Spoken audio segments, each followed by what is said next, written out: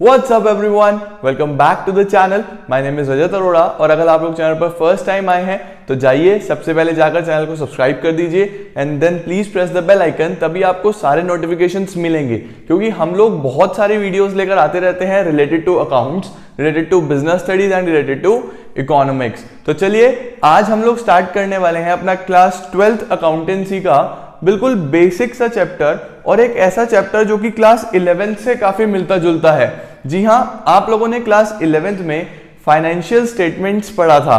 Financial statements वहां पर जो हम पढ़ते थे वो सोल प्रोप्राइटर का पढ़ते थे या फिर ऐसी कंपनीज या ऐसी ऑर्गेनाइजेशंस का पढ़ते थे जो कि प्रॉफिट मेकिंग ऑर्गेनाइजेशंस होती थी, यानी जिनका पर्पस पैसा कमाना होता था। बट अब क्लास 12th में एक ऐसा चैप्टर आपके पास है जिसमें कि आपने उन ऑर्गेनाइजेशंस के अकाउंट्स बनाने हैं जिनका मेन मकसद पैसा कमाना नहीं है, जिनका मेन एम प्रॉफिट मोटिव नहीं है, उनका मकसद है समाज सेवा करना या सर्विस मोटिव। अब ऐसे ऑर्गेनाइजेशंस को हम लोग क्या बोलते हैं? Not for profit organisations, short में बोलते हैं एनपीओ। तो गाइज ये चैप्टर आपका 10 मार्क का पूछा जाएगा, जो कि मैंने डिस्क्लोज करा था, आपको बताया था इंट्रोडक्टरी वीडियो में। अगर आपने वीडियो नहीं देखा तो डिस्क्रिप्शन में लिंक है, जाके देख लो। अब देखो यहां से जो क्वेश्चन आएगा वो 3 क्वेश्चंस आएंगे, एक 6 मार्क का जो कि बड़ा क्वेश्चन होगा, हम लोग कवर करेंगे, एक 3 मार्क का जो कि एक 3 मार्कर्स में आता है, और एक 1 मार्क का जो एक थियरी क्वेश्चन होगा। तो इस तरीके से 10 मार्क का ये चैप्टर आपका कवर हो जाएगा। बहुत ही इजी चैप्टर है और स्कोरिंग चैप्टर है। तो इस चैप्टर पे आप कमांड बनाओ और ये 10 मार्क अपने अच्छे से कंप्लीट कर लो। अब हम लोग आज की वीडियो में डिस्कस करेंगे इसके बेसिक्स और क्वेश्चंस पे जाएंगे नेक्स्ट वीडियो से। तो सबसे पहले बेसिक्स में अगर मैं बात करूं तो नॉट फॉर प्रॉफिट ऑर्गेनाइजेशंस की मैं आपको मीनिंग बता चुका हूं कि ऐसे ऑर्गेनाइजेशंस जिनका मेन एम पैसा कमाना नहीं है, जिनका मेन एम सर्विस मोटिव है। अब इसमें कौन कौन आ जाते हैं? कुछ क्लब्स आ जाते हैं, कुछ हॉस्पिटल्स आ जाते हैं, और ये लोग अपने मेंबर्स के वेलफेयर के लिए काम करते हैं। स्कूल्स आ जाते हैं कुछ इसके अंदर। अब अकाउंट्स तो इन्हें भी अपने मेंटेन करने होते हैं, जबकि इनका मेन मकसद पैसा कमाना नहीं है, बट फिर भी इनके पास कुछ सोर्स ऑफ इनकम्स होते हैं और कुछ खर्चे भी होते हैं। तो ये उन सारी चीजों को किस तरीके से रिकॉर्ड करते हैं, कहां रिकॉर्ड करते हैं, यहां देखिए। इनके फाइनेंशियल स्टेटमेंट्स में 3 चीजें आपने पढ़नी है, एक रिसेप्शन पेमेंट्स अकाउंट, दूसरा इनकम एंड एक्सपेंडिचर अकाउंट, और तीसरा बैलेंस शीट। अब ये नाम तो आपने पहले सुना हुआ है। बैलेंस शीट क्या होता है आपको पता है? ऐसा स्टेटमेंट जो किसी भी ऑर्गेनाइजेशन की वेल्थ को दिखाता है कि उसके पास कितने एसेट्स हैं और कितनी उसकी आउटसाइडर्स लाइबिलिटीज हैं, या कितनी लाइबिलिटीज हैं टोटल जो उसको पे बैक करनी है। ये 2 नाम आपके लिए बिल्कुल न्यू है। सबसे पहला आपको पता है रिसेप्शन पेमेंट्स अकाउंट। अब अगर रिसेप्शन पेमेंट्स अकाउंट की बात करूं तो it is very similar to cash book. जी हाँ, जिस तरीके से आप क्लास 11 में कैश बुक बनाते थे उसी तरीके से यहां पर जो अकाउंट बनाओगे उसका नाम होता है reception payment account. Reception payments account का फॉर्मेट मैंने यहां पे शो करा है, सेम सिचुएशन जैसा कैश बुक में होता था। ये भी एक रियल अकाउंट है और रियल अकाउंट का रूल आपको पता ही है, debit what comes in, credit what goes out. यानी जितने भी पैसा रिसीव करोगे वो आप डेबिट में लिख दोगे और जो भी पैसा आपके पास से जाएगा वो आप क्रेडिट में लिख दोगे। बस कैश बुक में ये पर्टिकुलर अमाउंट होता था, यहां पर ये receipts amount, payments and amount होगा। तो रिसिप्ट्स एंड पेमेंट्स अकाउंट बिल्कुल सिमिलर है किससे? कैश बुक से। उसी तरीके से बनाया जाएगा जैसे कैश बुक बनाई जाती है। आगे बढ़ते हैं, इनकम एंड एक्सपेंडिचर अकाउंट। अब इनकम एंड एक्सपेंडिचर अकाउंट क्या शो करता है? कुछ इनकम्स एंड एक्सपेंसेस। कौन सी? सिर्फ और सिर्फ करंट ईयर की। रिसेप्शन पेमेंट्स अकाउंट में ऐसा नहीं था, जितना भी पैसा हमें मिल रहा था या जितने भी हम लोग पेमेंट्स कर रहे थे वो हम शो कर रहे थे। इनकम एंड एक्सपेंडिचर अकाउंट में सिर्फ वो चीजें आएंगी जो कि आपकी करंट ईयर की होंगी, इसी साल की होंगी। It is very very very similar to profit and loss account. जो profit and loss account sole proprietor का होता था वो ही एनपीओ के केस में इनकम एंड एक्सपेंडिचर अकाउंट होता है, और इसका नेचर क्या होता है? नॉमिनल अकाउंट है ये सब मैं क्यों बता रहा हूं आपको? थ्योरी पार्ट के लिए, क्योंकि आपका जब प्रैक्टिकल होगा तो ये चीज एग्जामिनर पूछ सकते हैं। अब सारे के सारे एक्सपेंसेस जैसे पीएल के डेबिट में आते थे वैसे ही यहां पर भी डेबिट होंगे, और सारी इनकम्स जैसे पीएल में क्रेडिट होती थी वैसे यहां पर भी क्रेडिट होंगी।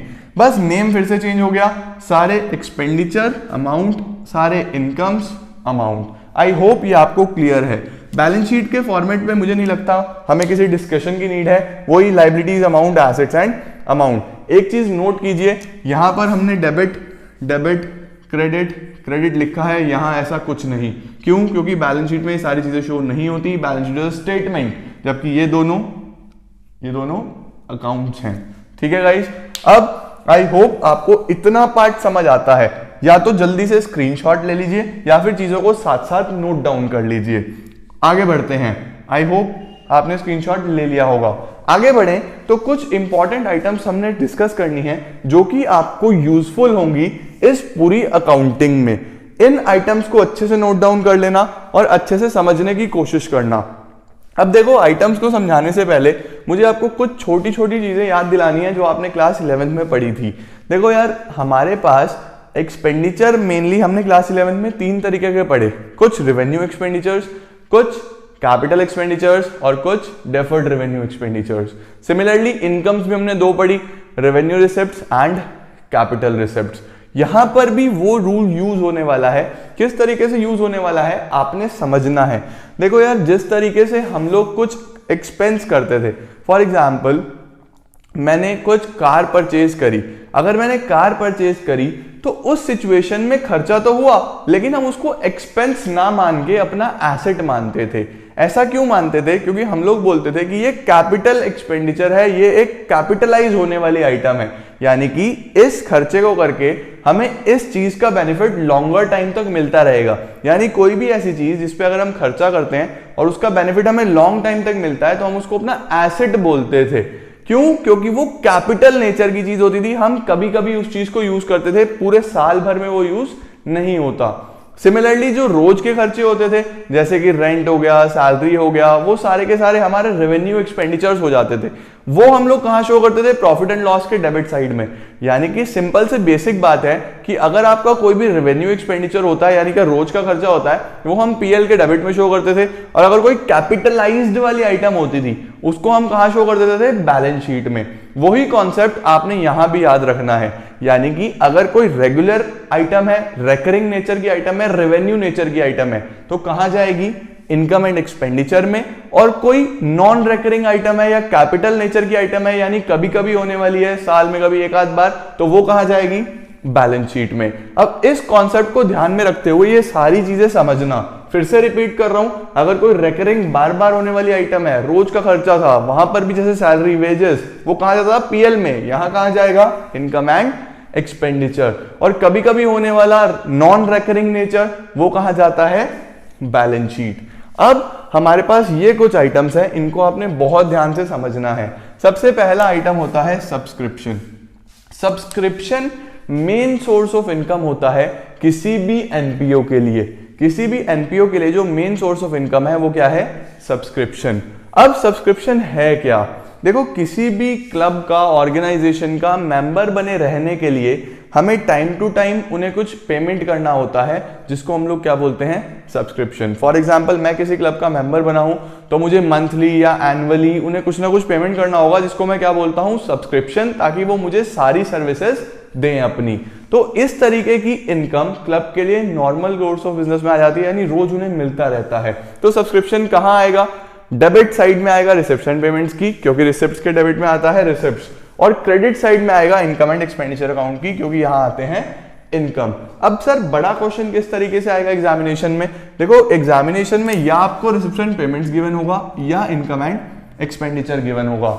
अगर रिसेप्शन पेमेंट गिवन है तो उससे आपको इनकम एक्सपेंडिचर बनाना होगा, अगर इनकम एक्सपेंडिचर गिवन है तो उससे आपको रिसेप्शन पेमेंट्स अकाउंट बनाना होगा। वो हम लोग डिस्कस करेंगे, अभी मत सोचो, अभी इन चीजों को समझो। आई होप सब्सक्रिप्शन आपको क्लियर है। रोज का इनकम है तो नॉर्मल इनकम एंड एक्सपेंडिचर में आ गया। Life membership fees. Life membership fees क्या होता है? लाइफ मेंबरशिप फीस होती है जो किसी मेंबर ने या किसी इंडिविजुअल ने क्लब का मेंबर बनने के लिए लाइफ टाइम की फीस एक ही बार लमसम में पे कर दी। यानी कि यूजुअली जो फी पे करते हैं हम लोग, वो मंथली या फिर एनुअली पे करते हैं, लेकिन ये जो मिस्टर नए हैं, नए का मतलब मिस्टर एक्स हैं, जो बहुत कम लोग होते हैं, इन्होंने एक ही बार लमसम में सारी फी पे कर दी। ऐसी चीज को हम लोग क्या बोलते हैं? Life membership fees. अब खुद सोचो कि ऐसे इंसान कितने होंगे दुनिया में जो एक ही बार में सारा पैसा देके जाएगा, बहुत कम। सिमिलरली क्लब के पास भी ऐसी इनकम बहुत कम होती है, इसीलिए हम इसको कैपिटल नेचर मानते हैं। अब कैपिटल नेचर मैंने बताया, जो भी चीज कैपिटल नेचर की होगी, नॉन रिकरिंग नेचर की होगी, कहां जाएगी? बैलेंस शीट में। और बैलेंस शीट की कौन सी साइड में जाएगी? लायबिलिटी साइड में। आई होप आपको क्लियर है। तीसरा आता है आपके पास एंडोमेंट फंड। एंडोमेंट फंड का क्या मतलब होता है? एंडोमेंट फंड होता है जो किसी स्पेसिफिक पर्पस के लिए दिया गया गिफ्ट या फिर किसी स्पेसिफिक पर्पस के लिए दिया हुआ फंड। यानी कि फॉर एग्जांपल मैंने किसी क्लब को कुछ पैसा दिया गिफ्ट में और मैंने उनको बोला कि आपने इससे सिर्फ और सिर्फ बिल्डिंग बनानी है, तो जब तक वो बिल्डिंग नहीं बन जाती तब तक क्लब के लिए वो लायबिलिटी खड़ी रहेगी। क्यों? क्योंकि मैंने वो पर्पस बताया कि आपको इससे सिर्फ बिल्डिंग ही बनानी है और कुछ आप इससे नहीं बनाओगे। तो इस तरीके के स्पेसिफिक चीजें भी कैपिटलाइज करी जाती हैं, क्योंकि उसके साथ जिम्मेदारी आती है कि आप उसको कहीं और यूटिलाइज नहीं करोगे। तो स्पेसिफिक नेचर की चीजें फिर से कहां चली जाएंगी? Liability side of balance sheet. क्यों? क्योंकि नॉन रिकरिंग है, कभी कभी होगी, as well as specific with purpose आ रहा है। Number 4, entrance fees. Entrance fees क्या होता है? जो कि यूजुअली क्लब का मेंबर बनते हो तो एंट्री करने पे एंट्रेंस फीस मिलती है। अब यहां पे डिस्प्यूट आता है, कई लोग बोलते हैं कि यार इंसान एंट्रेंस फीस तो एक ही बार देगा एंट्री करने के लिए, लेकिन कई लोग ये बोलते हैं कि क्लब के लिए तो एंट्रेंस फीस रोज ही मिलेगी ना, क्योंकि आज मैं मेंबर बन रहा हूं, कल कोई और बनेगा, परसों कोई और बनेगा, डे बाय डे मेंबर्स बढ़ते हैं, तो क्लब के लिए तो रिकरिंग नेचर है, तो कहां आना चाहिए? इनकम एंड एक्सपेंडिचर में आना चाहिए। तो इस सिचुएशन में आप क्वेश्चन पे रिलाई करोगे। इसमें आपको क्वेश्चन बताएगा कि इसको कैपिटलाइज करना है या नॉर्मल रेवेन्यू नेचर का आइटम मानना है। अब अगर क्वेश्चन ने कह दिया कैपिटलाइज कर दो तो आप बैलेंस शीट में लिख दोगे, लेकिन अगर क्वेश्चन ने क्या कहा कि रेवेन्यू नेचर मानना है तो आप इनकम एंड एक्सपेंडिचर में इनकम साइड में शो कर दोगे। अब सर अगर कोई भी इंस्ट्रक्शन गिवन ना हुआ तो आप इसको नॉर्मल रेवेन्यू नेचर मान के इनकम साइड में शो कर दोगे। Shown on the income side of income and expenditure account. Number 5 is donation. Donation आपको पता है, चंदा, दान। जो भी डोनेशन मिलता है दो तरीके का होता है, जनरल और स्पेसिफिक। अब जनरल यानी कि किसी ने कुछ नहीं बताया, नॉर्मली पैसा डोनेट कर दिया, डोनेशन दे दिया, सिंपल इनकम एंड एक्सपेंडिचर में शो कर दो। अगर स्पेसिफिक हुआ यानी फिर से चिंता के साथ आया, स्पेसिफिक यानी पर्पस बताया गया होगा, तो जब तक वो पर्पस पूरा नहीं होगा तब तक आपकी लायबिलिटी खड़ी रहेगी, तो कहां आएगा? Balance sheet. इसके बाद सर लीगेसी क्या होता है? लीगेसी होता है कि हमारे पास फॉर एग्जांपल किसी मिस्टर एक्स की डेथ हो जाती है, तो डेथ के बाद उनकी सारी प्रॉपर्टी किसके पास चली गई? क्लब के पास चली गई या किसी एनपीओ के पास चली गई। तो इस सिचुएशन में हमारे पास क्लब का ये नॉन रिकरिंग कैपिटल रिसिप्ट होता है, इसीलिए कहां शो हो जाता है? Liability side of balance sheet. इसके बाद sale of asset is very important, हर क्वेश्चन में आपको लगभग देखने को मिलेगा।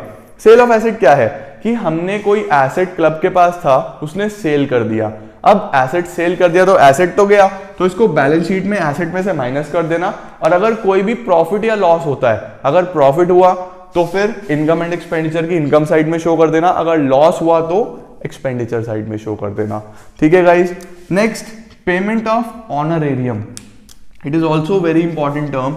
ऑनरेरियम क्या होता है? अब देखो समझो, ऑनरेरियम एक वो पेमेंट है जो कि एक ऐसे इंसान को दिया गया जो हमारे ऑर्गेनाइजेशन का मेंबर नहीं है।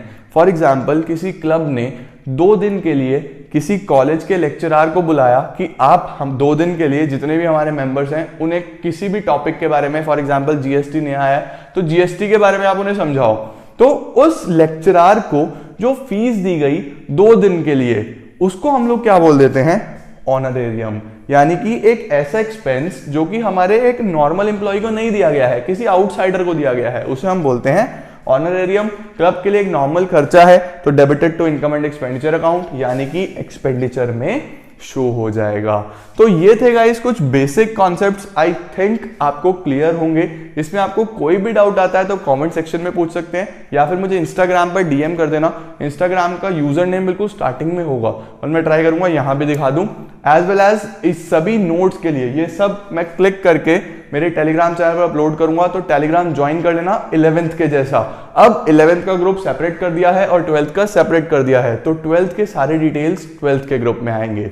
तो that's it for today's videos guys. Screenshot लेना है तो ले लेना, अभी आज के लिए इतना ही। वीडियो को बनाने में बहुत मेहनत लगती है गाइज, इतना सब आपको बताना पड़ता है, तो फिर लाइक जरूर करके जाना और वीडियो शेयर कर देना जैसे आप हमेशा करते हो। Thank you so much guys, बहुत जल्दी मिलते हैं नेक्स्ट वीडियो के साथ।